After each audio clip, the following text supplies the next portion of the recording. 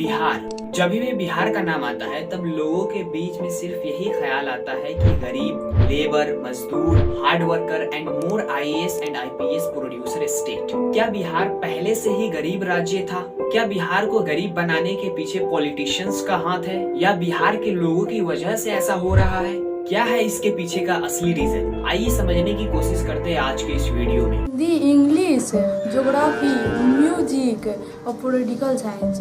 Political science वो क्या होता है? खाना बनाने के बारे में। तो होम साइंस। बिहार टॉपर्स घोटाला में इंटर की परीक्षा में साइंस टॉपर सौरभ श्रेष्ठ, राहुल और आर्ट्स टॉपर रूबी के खिलाफ पटना में एफआईआर दर्ज हुई। सवाल उठ रहा है कि जिस कॉलेज पर ये एडमिशन लिया गया, जिस कॉलेज के अंदर में, उसके बारे में लोगों का मानना है कि किस तरीके से वहां धांधली करके लोगों का एडमिशन होता था और फिर उसे पास या फर्स्ट डिवीजन या फिर टॉप। बिहार इंटरमीडिएट में साइंस का टॉपर साइंस के एक मामूली सवाल का जवाब नहीं दे पाया और अब उसके खिलाफ एफआईआर दर्ज है। कोई गलती हमारे बच्चे से नहीं हुई। मैं बिहार का नाम सुनती हूँ, मेरे दिमाग में ना एक गरीबी जैसी इमेज आती है। तुम लोग पहले बिहारी नाम सुनते हो तो क्या माइंड में क्या आता है?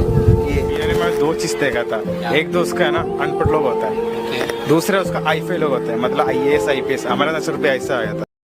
सबसे पहले हम लोग बिहार के एजुकेशन के बारे में बात करते हैं। बिहार का लिटरेसी रेट है 61.8%। लिटरेट क्या होता है? तो लिटरेट उस इंसान को कहते हैं जो इंसान अपना नाम खुद से लिख सके और किसी न किसी एक भाषा को पढ़ सके, जान सके। यानी बिहार का 61.8% लोग लिटरेट है, यानी 5,25,04,553 लोग अपना नाम खुद से लिख सकते हैं और किसी न किसी एक भाषा को जानते हैं। इंडिया में सबसे ज्यादा लिटरेसी रेट है केरला का, जो कि 94% है। लक्षद्वीप पर है 91.85%, मिजोरम में है 91%, गोवा में है 88.7% और त्रिपुरा में है लिटरेसी रेट 87.22%। यानी देखा जाए तो इंडिया में सबसे पीछे लिटरेसी रेट में बिहार ही है। मतलब कि बिहार में अभी भी बहुत ज्यादा लोगों को अपना नाम तक नहीं लिखना आता है, पढ़ना तो बहुत दूर की बात है। अब बात करते हैं कि बिहार में लिटरेसी रेट क्यों नहीं बढ़ रहा है। उसका पहला रीजन है शॉर्टेज ऑफ टीचर्स। बिहार में क्लास 11th और 12th में 52 लाख स्टूडेंट के लिए सिर्फ 30,000 टीचर्स ही है, यानी एक टीचर को 173 स्टूडेंट को पढ़ाना होता है। ये बिहार में बहुत बड़ा प्रॉब्लम है जिसको सॉल्व करना बहुत जरूरी है। नंबर 2 प्रॉब्लम है जिसकी वजह से लिटरेसी रेट नहीं बढ़ रहा है बिहार में, वो है टीचिंग टेक्निक्स। बिहार में ज्यादातर स्टूडेंट को किसी चीज को समझाने के बजाय रटाया जाता है। ये स्टूडेंट के माइंड के लिए बहुत मेजर प्रॉब्लम है, क्योंकि उस स्टूडेंट को आप क्या पढ़ा रहे हैं उसको यही नहीं समझ में आए तो वो स्टूडेंट आखिर क्या पढ़ेगा। यानी टीचर्स को थ्योरीज पढ़ाने के साथ साथ उस थ्योरीज पर बेस्ड प्रैक्टिकल को भी कराना चाहिए। बिहार में जो सबसे ज्यादा फेमस प्रॉब्लम है जिसकी वजह से लिटरेसी रेट नहीं बढ़ रहा है, वो है जो अमाउंट एजुकेशन के लिए दिया गया है। टीचर्स के ट्रेनिंग के लिए जगह ना होना, इम्प्रॉपर इंफ्रास्ट्रक्चर फैसिलिटीज,